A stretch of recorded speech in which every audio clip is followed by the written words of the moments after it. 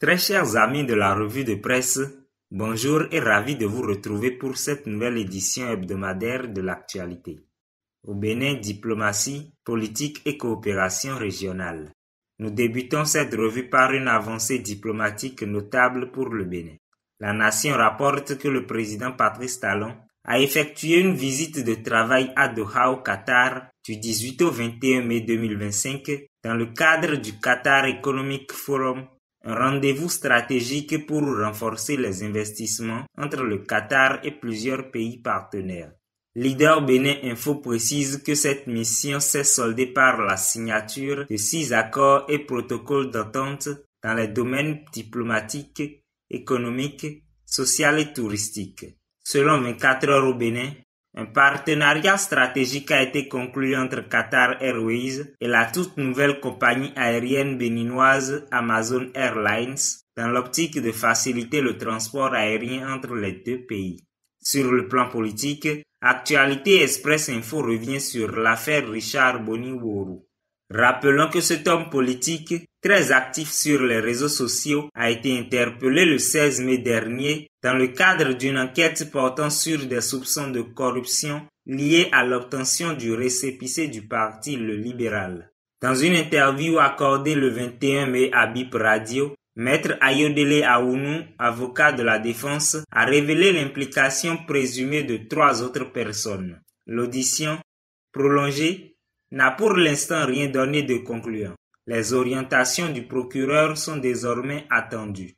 Par ailleurs, à moins d'un an de l'élection présidentielle de 2026, la Nation rapporte que le parti d'opposition Les Démocrates appelle à un allègement du système de parrainage. Il dénonce un seuil jugé excessif et propose de le ramener à 5% afin de garantir une élection inclusive et équitable. Enfin, APA News annonce une avancée majeure dans l'intégration sous-régionale. Les douanes béninoises et nigérianes ont officiellement lancé le 19 mai à Sénékrake la plateforme numérique Sigmat. Cette initiative de la CEDEAO vise à faciliter, harmoniser et sécuriser les échanges commerciaux transfrontaliers. Au Togo, préparatifs électoraux. Ici, Lomé nous informe que le cadre permanent de concertation s'est réuni à Lomé le 19 mai pour sa 20e session de l'année. Sous la présidence de Maître Tchassona Traoré Mohamed et en présence du ministre de l'administration territoriale, Awate Hoda Balo, les discussions ont principalement porté sur les élections municipales du 10 juillet 2025. Parmi les préoccupations évoquées, le montant élevé des cautions, les difficultés à obtenir les certificats de résidence et le coût jugé excessif de ces documents. Le CPC appelle à un recadrage de ces conditions. En RDC, Joseph Kabila privé de son immunité parlementaire.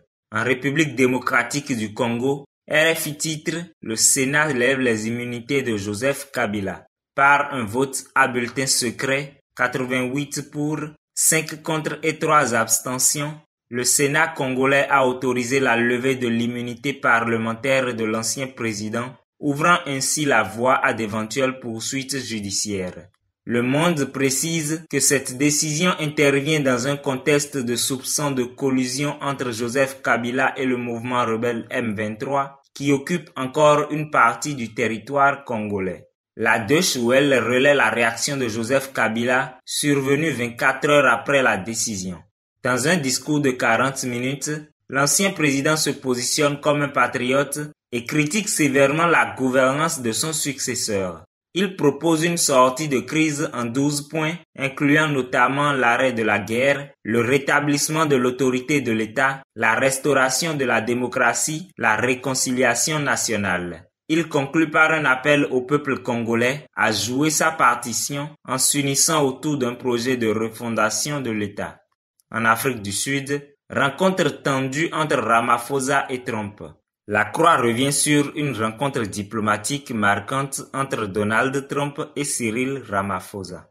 Accusant depuis plusieurs années l'Afrique du Sud de persécuter les fermiers blancs, Donald Trump a tenté de médiatiser des images trompeuses dans un discours choc.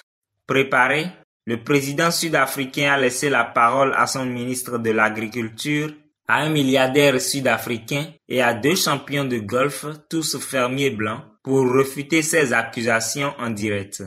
La presse sud-africaine salue la sérénité du président Ramaphosa et l'habileté de la délégation à retourner la situation à leur avantage. Au Niger, le Hausa comme langue nationale. Pour clore cette revue, cap sur le Niger. ActuNiger.com rapporte que le gouvernement assume pleinement le choix du Hausa comme langue nationale. Le 19 mai, Dr Soumana Boubacar, directeur de cabinet du président Tiani, a précisé que ce choix ne vise pas à marginaliser les autres langues. Il s'agit selon lui d'un acte de souveraineté et de cohésion nationale s'inscrivant dans une dynamique d'efficacité administrative et de valorisation du patrimoine linguistique. Voilà qui met fin à notre revue de presse de la semaine. Merci de votre fidélité et à très bientôt pour une nouvelle synthèse de l'actualité. C'était Mathias Lokonde, coach, journaliste et réalisateur à Coaching TV.